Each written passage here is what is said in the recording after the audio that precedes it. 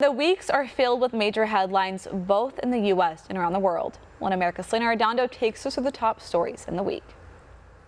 Monday, the week begins following yet another weekend of widespread protests across the nation. Honestly, we haven't seen a movement of this many people from all different diverse backgrounds all together in one place celebrating a cause that has been kind of swept under the rug for far too long. And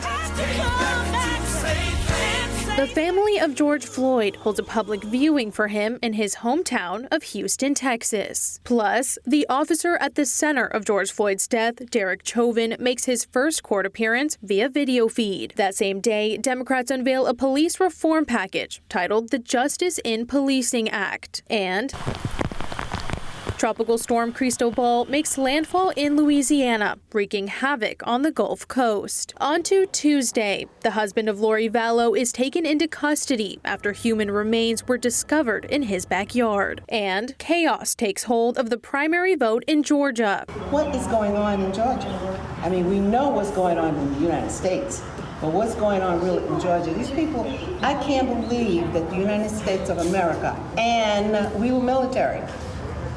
So it's not like I'm talking about something I don't know about. Also, I walk with Dr. King. This is ridiculous. The LAPD joins the Minneapolis Police Department and a growing number of others in banning chokeholds. Then on Wednesday, George called for help and he was ignored.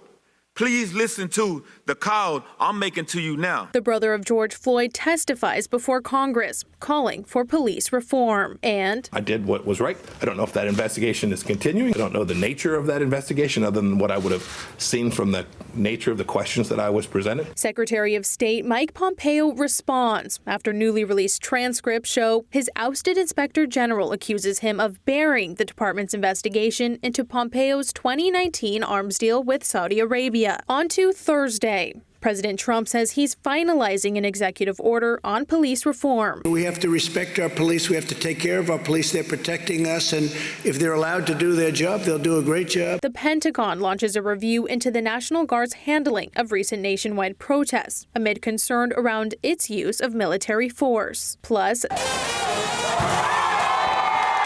statues across the nation come tumbling down as protesters push back against symbols of the Confederacy and colonization of America. We want justice! We want it now! If we don't get it, shut it down! And the Senate Judiciary Committee votes to expand Chairman Lindsey Graham's subpoena powers in his probe into the origins of the Russia investigation. Then on Friday, arguments are heard in the appeals case of General Michael Flynn. And Vice President Mike Pence sits down with faith leaders in Pennsylvania as part of the Great American Comeback Tour. We're not going to defund the police. Most of the men and women who put on the uniform of law enforcement in this country are the best of us. Salina Arredondo, One American News. Want to see more videos like this?